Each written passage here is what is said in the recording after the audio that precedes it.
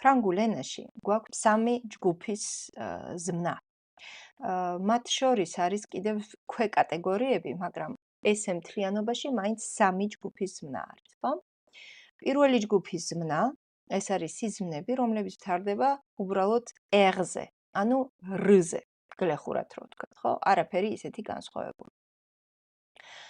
უბრალოდ ეს პირველი ჯგუფის ზმნები არის ცნობილი იმითი, რომ ძალიან ბევრი ყოველდღიური სიტყვა არის მათში მოთავსებული, ხო?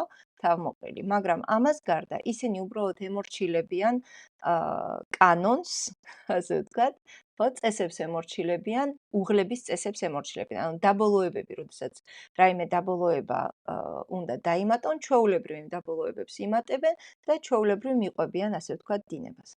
არსებობს ასევე მეორე ჯგუფის ზმნები, რომლებსაც ერთ-ერთ მომდევნო ასეთ გაკვეთილში მოგიყვებით, რომელთა შესახებაც ასეთ გაკვეთილში მოგიყვებით. ისინი არიან ნახევრად წესიერები. რას ნიშნავს ნახევრად წესიერები? ნახევრად წესიერი ნიშნავს იმას, რომ თან ემორჩილებიან კანონს, თან ცოტა თავის წესებსაც ადგენენ. და არსებობს მესამე ჯგუფის ზმნები ასევე, რომლებიც არიან სუმცლად კანონიერი ქურდები, ასე ვთქვათ, ბრჭყალებში, რადგანაც მთლიანად თავიანთ წესებს ემორჩილებიან. უпростоრედ, თავიანთი წესებიც არ გააჩნიათ. უბრალოდ როგორც უნდათ, ისე იუღლებიან. ეს რა თქმა უნდა ხუმრობით. მაგრამ ამაში არის რაღაცა წილი სიმართლე. საქმე იმაში არის, რომ როდესაც ზმნა ყავს ისეთი, რომელიც არის კანონიერი ქურდი, ხო? ხუმრობით. ეს იმას ნიშნავს, რომ ის ზმნა იუღლება როგორც უნდა ისე. და რადგანაც იუღლება როგორც უნდა ისე, ამის გამო ის უბრალოდ უნდა დავიზეპიროთ მისი ფორმა უღლების დროს. რაც შეეხება თვითონ უღლებას, როგორი უღლება დღეს უნდა გამიხილოთ ნაწილი, მხოლოდ ნაწილი, იმიტომ რომ ვერ მოვასწრებ მთლიან ერთ გაკვეთილში, რომ ჩავტიო მთლიანი ის 100 ზმნა, რომელიც მინდა გასწავლოთ პირველ ჯგუფში, ხო? ამიტომ მხოლოდ ნაწილს გავაკეთებ აქედან. ამ თვითონ უღლებას, პირველი ჯგუფის უღლებას, როგორი უღლება ყველა პირველი ჯგუფის ზმნა, ამაზე გავაკეთებ ცალკე გაკვეთილს, მოკლე გაკვეთილი იქნება შედარებით ვიდრე დღევანდელი და ძალიან ადვილად და მარტივად გაგაგებინებთ თუ როგორი უღლებიან ისინი. დღეს უბრალოდ მინდა კონცენტრაცია და ფოკუსი გადავიტანო თვითონ ზმნებზე, ანუ ზმნა, შემდეგ გამოთქმა და შემდეგ მისი მნიშვნელობა, ხო? იმისათვის, რომ თქვენთვის გასაგები იყოს ეს ზმნა ესეთი არის, ის ზმნა ესეთი არის, ესე გამოითქმის, ესე გამოიყენება და ეს მნიშვნელობა აქვს, ხო? აბა დავიწყოთ. ესე იგი, პირველი ჯგუფის პატიოსანი ზმნები, კანონმორჩილი ზმნები არიან პირველ რიგში, ყავს აქ აი ეს ზმნა. accepte. ხო? accepte ნიშნავს დათანხმება, მიღება. მაგრამ დათანხმება, მიღება ფასის ან რაიმე შეთავაზების. ეს არ ნიშნავს უბრალოდ რაღაცის ან ვინმეს მიღება. თუმცა ხანდახან შეიძლება იყოს, რომ ვიღაცაც მივიღეთ, როგორც ვთქვათ, ადვოკატი, როგორც ვთქვათ, თარჯიმანი, როგორც ვთქვათ, რაღაცა თანამდებობის პირი. შეიძლება ესეც იყოს, მაგრამ უფრო ხშირად შეთავაზებასთან და ფასთან გვაქვს ხოლმე საუბარი. შემდეგი ზმნა გვაქვს acheter. შეიძლება თქვენ გაგიგიათ ესეთი ვერსია acheter. ამ ö ბგერის გამოთქმა არის საკმაოდ რთული. ასე ვთქვათ, დასამუღამებელი არის, რომ გამოვთქვათ სწორედ. ამიტომ გირჩევთ, რომ ეს acheter არ თქვათ ხოლმე, არამედ თქვათ acheter, იმიტომ რომ ხშირად acheter-ს ამბობენ და არა acheter. ეს acheter არის გახსნილი ბგერა და არ მინდა რომ გახსნილი ბგერა თქვათ, არამედ მინდა რომ შეკრული ლამაზი ö გამოითქვას და იმისათვის რომ ეს გამოითქვას, ამას ვარჯიში უნდა და თუ დამწყებითი ხართ ფრანგულის, გირჩევთ რომ უბრალოდ შეამოკლოთ, ზუსტად ისე როგორც ფრანგები ამოკლებენ ამას. არაფერი განსხვავება არ იქნება თქვენსა და ფრანგების გამოთქმას შორის, თუ იტყვით ესე შემოკლებულად. acheter და ნიშნავს ყიდვას. ხო? accoucher, accoucher. Accoucher ნიშნავს ბავშვის გაჩენას. Accélérer, accélérer. Accélérer ნიშნავს აჩქარებას, მაგალითად, ნაბიჯის აჩქარებას. J'ai accéléré le pas. მე ავუჩქარე ნაბიჯს. ცალკეულ ზმნებზე მექნება ცალკეული სხვა ვიდეო ჩანაწერები, რომლებშიც ავხსნი კონკრეტულად რომელი ზმნა, რომელ სიტყვასთან შეიძლება გამოიყენოს ყოველდღიურობაში. ხო? აქ მაქვს მოქცეული მართლა ისეთი ყოველდღიური ზმნები, რომლებიც მთელი ჩემი ცხოვრების განმავლობაში გამომიყენებია და გამიგია, როდესაც ცხოვრობდი საზღვარგარეთ ფრანგულენოვან ქვეყანაში. ხო? ამიტომ მაქსიმალურად პრაქტიკულად ვცდილობ რომ მივუდგე და მართლა რაც ყოველდღიურობაში შეიძლება გამოგადგეთ ისეთი ზმნები ავარჩიე და ამათზე ცალკეულად რომელ ზმნებსაც ჩავთვლი რომ ძალიან გამოყენებადი არის, მათზე გავაკეთებ ცალკე ვიდეოს. შემდეგი ზმნა aider დახმარება, ხო? Je vais vous aider. მე თქვენ დაგეხმარებთ მაგალითად. aimer ნიშნავს სიყვარულს, ანუ გიყვარდეს ვინმე. მაგრამ თუ გინდათ რომ თქვათ რომ მოგწონს ვიღაცა და არა გიყვარს, ხო? უბრალოდ უნდა თქვათ j'aime bien. aimer bien, ხო? ანუ მოგწონს ვიღაცა. ძალიან უცნაურია, იმიტომ რომ არსებობს კიდევ სხვა ზმნა, რომელსაც ქვია apprécier. ხო? ესეც ნიშნავს მოგწონდე, მაგრამ ამას აქვს პატარა ნიუანსი. ეს ნიშნავს ასევე აფასებდე. ხო?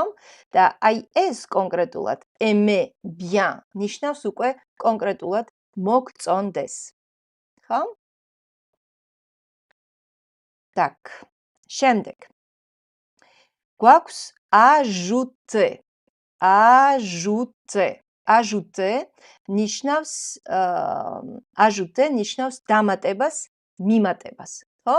J'ai ajouté du sucre au thé. მე მივამატე, უпростоრედ ჩავამატე, ამ შემთხვევაში ჩამატებას ნიშნავს, ჩავამატე შაქარი ჩაიში. ხო? შეიძლება სხვა რამეც იყოს, მათემატიკური მიმატებაც შეიძლება იყოს, ხო?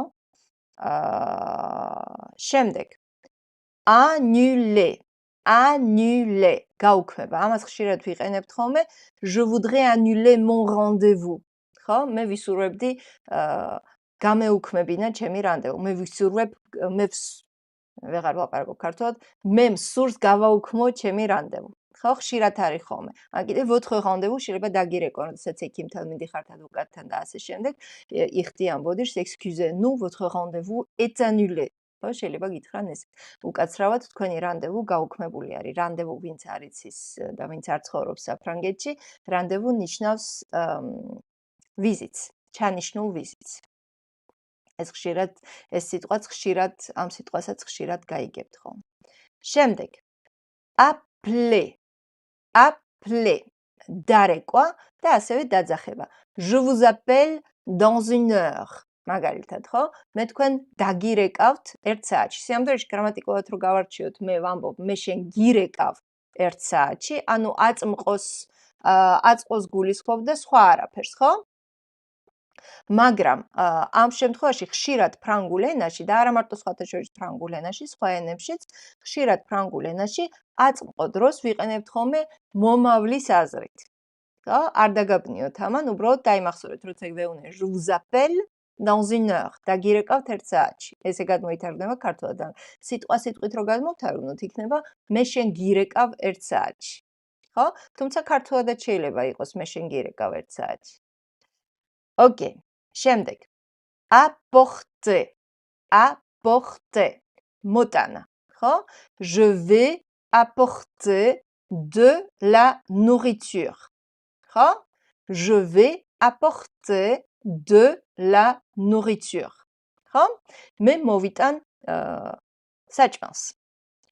Apprécier. მოგწონდეს და ასევე აფასებდე. J'apprécie ce que vous faites. მე ვაფასებ იმას, რასაც თქვენ აკეთებთ, ხო? J'apprécie, მე ვაფასებ. ასევე შეიძლება უთხრა ადამიანს je vous apprécie, მე თქვენ გაფასებთ, ხო? Je vous apprécie. მაგრამ თუ გინდათ კიდევ ვიმეორებ, უთხრათ ადამიანს, რომ მე შენ მომწონხარ, ხო? უნდა უთხრათ je vous aime bien. ხო? მე თქვენ მომწონხართ. შეიძლება მოგწონდეს როგორც პიროვნება, შეიძლება მოგწონდეს როგორც პროფესიონალი, გააჩნია რას გულისხმობთ, ხო? შეიძლება უბრალოდ როგორც მომავალი შეყვარებული მოგწონდეს, ხო? გააჩნია ვინ რას გულისხმობს. შემდეგ. approcher. approcher. მიახლოება ვინმესთან ან რამესთან. შემდეგ. appuyer. appuyer. ხო? ეს არის დააჭირო რაიმეს ხელი ან მიაჭირო ხელი. appuyer sur le bouton. დააჭირეთ ხელი ღილაკს. ხო? appuyer sur le bouton. ხშირად არის ხოლმე ესეთი წარწერა appuyer. კიდე appuyer dessus. appuyer dessus. ხო? appuyer dessus. ამოკლებენ ხოლმე საერთოდ უყვართ ფრანგულ ენოვნებს შემოკლება სიტყვების, ხო? რო უნდა თქვა dessus, იტყვიან dessus. ხო? appuyer dessus. დააჭირეთ ზემოდან. ანუ დააჭირეთ აქ, ესე რომ გადმოვთარგმნოთ ქართულად. შემდეგ. arrêter. arrêter. arrêter ნიშნავს გაჩერებას, შეჩერებას და ასევე დაჭერას. ადამიანს, როდესაც დააკავებენ. ხო? პოლიცია ღმერთმა არ აქნას, პოლიცია როდესაც აკავებს ადამიანს. შემდეგ. arriver. arriver. arriver ნიშნავს მოსვლას და ჩამოსვლას. ხო? ანუ სხვა ქალაქიდან როდესაც ჩამოდიხარ, je suis arrivé de Batumi. ხო? ან კიდე je suis arrivé de Paris. მე ჩამოვედი ჩამოვედი ბათუმიდან, ან ჩამოვედი პარიზიდან, ხო? ან შეიძლება je suis arrivé au travail à 9 heures pile. Je suis arrivé au travail à 9 heures pile. მე მივედი სამუშაოზე 9 საათზე, ზუსტად 9 საათზე. ხო? pile ნიშნავს ზუსტად. ამ შემთხვევაში. assurer ნიშნავს დააზღვიო და ასევე ნიშნავს ეხლავე გეტყვით დააწყნარო. დააწყნარო, არა, ის rassurer არის. დააწყნარო არა, assurer დააწყნარო არა, ვერ პოულობ ზუსტ სიტყვას. assurer, je vous assure, მე თქვენ გარწმუნებთ. დაარწმუნო. მე თქვენ გარწმუნებთ, ასეთი გაგებით მე თქვენ გარწმუნებთ, რომ ეს ესე იქნება. Je vous assure, tout ira bien. Je vous assure, tout ira bien. ხო? მე თქვენ გარწმუნებთ, ყველაფერი კარგად იქნება. attraper. attraper. attraper ნიშნავს დაიჭირო. მაგრამ ასევე ხანდახან ამბობენ ხოლმე გადატანითი მნიშვნელობით ფრანგულში j'ai attrapé un rhume. მე დავიჭირე გაციებაო. ანუ მე გავცილდიო. j'ai attrapé un rhume. ხო? autoriser. autoriser. ნების დართვა. il a été autorisé à filmer. par exemple. ხო? ის იყო მას ნება დართეს, რომ გადაეღო. ხო? შემდეგ. attraper. ეს გავიარეთ. avancer. avancer. ხო? avancer შეიძლება იყოს ფეხით, როდესაც უბრალოდ წინეუბნები avancer გაიარეთ წინ, ხო? აი მაგალითად მანქანაშიც როდესაც ზიხარ და წინ საჭის მძღოლი ძალიან ხშირია ხოლმე, მაგალითად საქართველოში პირიქით არის, ყველა სწრაფად დადის, მაგრამ იქ სადაც მე ვცხოვრობდი, უფრო ხშირად იყო ის პრობლემა, რომ მწვანეზე ხშირად იდგნენ ხოლმე მანქანები და უკანა მანქანები უსიგნალებდნენ, რომ პირველი მანქანები წინ წასულიყვნენ და ამ შემთხვევაში უკანა მანქანებს ჰქონდათ უფლება, რომ ეთქვათ პირველი მანქანებისთვის, რომლებიც არ მიდიოდნენ დროულად წინ შუქნიშანზე, მწვანე შუქზე, ამ დროს შეეძლოთ ეთქვათ avancez, avancez s'il vous plaît. წადით წინ, ანუ წინ იარეთ თუ შეიძლება, ხო? ეს შეიძლება იყოს გადატანითი მნიშვნელობით და ასევე პირდაპირ მნიშვნელობით, მაგალითად, როდესაც მანქანაზე ეუბნები ან ადამიანს ეუბნები avancé, როდესაც თქვათ ტრამვაიში ხარ, იქ ტრამვაი და ავტობუსები ძალიან ნორმა არის საზღვარგარეთ, ამიტომ შეიძლება უთხრა ადამიანს, რომ გადაიწიეთ, წაიწიეთ, წადით წინ, ხო?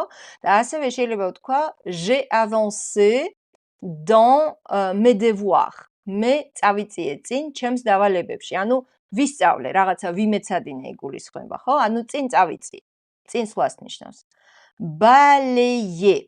Balayer. ხო? Balayer ნიშნავს დაგავო. J'ai balayé la chambre à coucher. J'ai balayé la chambre à coucher. მე დავგავე საძინებელი ოთახი. Briller.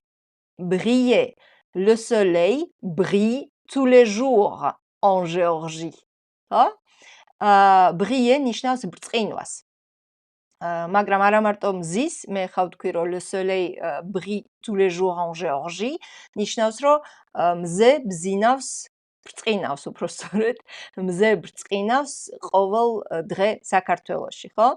ევროპაში ყოველ დღე ეს არ ხდება საზღვარგარეთ, მაგრამ საქართველოში გვაქვს ეს ბედნიერება, რომ მზე ყოველთვის ბრწყინავდეს. ეს ითქმის მზეზე, ეს ითქმის ლითონზე, ვთქვათ რაიმე ბრწყინავს, ლითონის მასალა და ასევე ითქმის tu brilles de bonheur.